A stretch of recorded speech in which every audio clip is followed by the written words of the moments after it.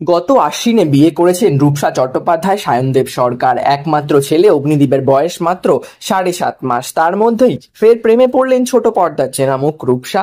স্বাধীনতা দিবসে প্রিয় পুরুষকে নিয়ে পৌঁছে গিয়েছিলেন দার্জিলিং। এখনো সেখানেই তারা ঘনিষ্ঠভাবে ছবি তুলছেন যুগলে। পাহাড়ের বাঁকে প্রিয় পুরুষের বক্ষলগ্না রূপসা। এত তাড়াতাড়ি নতুন প্রেম? রূপসা কি বিবাহ বহির্ভূত সম্পর্কে মজলেন? এখনো শৈল শহর থেকে নামেননি তিনি। দার্জিলিংয়ে বসে প্রশ্ন শুনে হতবাক অভিনেত্রী।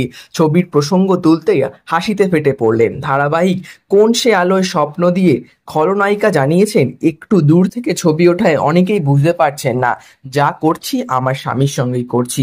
সায়নের সঙ্গে ঘনিষ্ঠ ছবি তুলেছি বললেন অভিনেত্রী। ছেলের জন্মের আগে কয়েক মাস বিরতি নিয়েছিলেন অভিনেত্রী। সম্প্রতি আবারও শুটিং শুরু করেছেন তিনি। দিন তিনেক শুটিং হয়ে গিয়েছে তার। স্বাধীনতা দিবসের সহ পরপর 3 দিন ছুটি পাওয়ায় পাড়ি দিয়েছেন দার্জিলিং। বললেন, পাহাড় আমার খুব প্রিয়।